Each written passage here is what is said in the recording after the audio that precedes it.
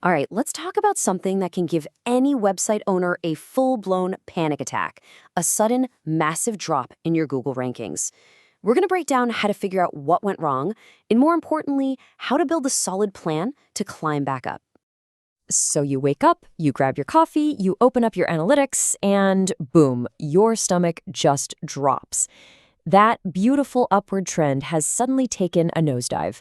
It's a terrifying moment, isn't it? All that traffic, all those leads, just gone. Okay, first things first, just breathe. Seriously, panicking is not a strategy. This happens to so many people, you are not alone.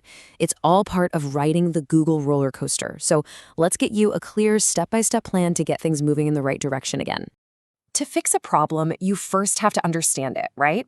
So what is actually happening when your rankings suddenly go off a cliff? It's really simple. Your spot in Google is never, ever permanent. Google is constantly reshuffling the deck, reevaluating everything.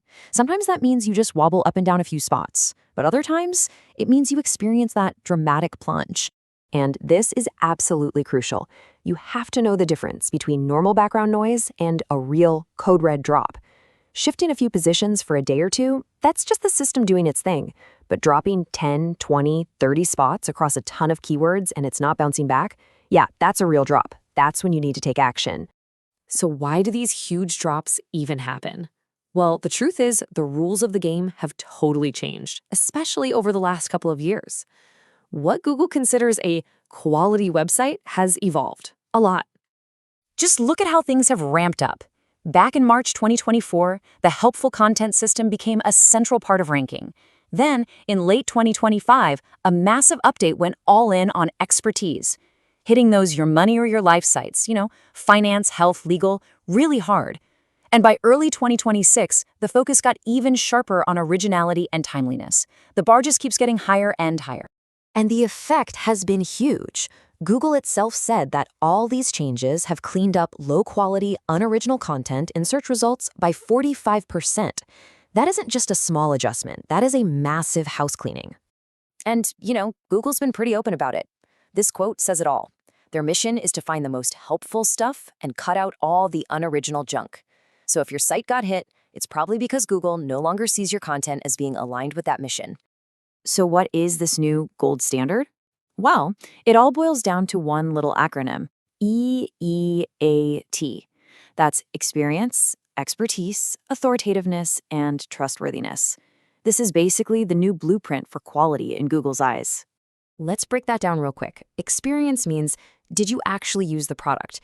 Do you have real-world knowledge? Expertise means, is there a verifiable expert behind this content?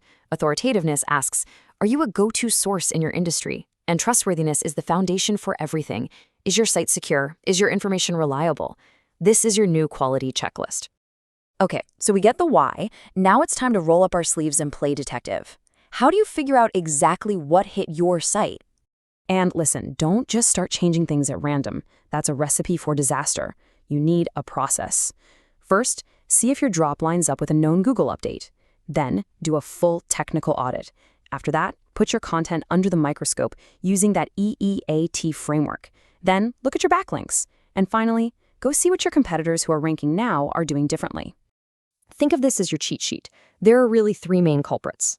A manual action is the easy one. You'll get a direct message about it in Google Search Console. A hit from a core update is all about timing. Did your traffic tank right when Google announced something? And a technical issue, well, that'll pop up as errors in your Search Console reports. And each one has a totally different path to recovery. All right, this is what you've been waiting for. We've figured out what's wrong. Now let's talk about the comeback. This is your playbook. A lot of the time, it comes down to content. And the real game changer here is injecting that E for experience.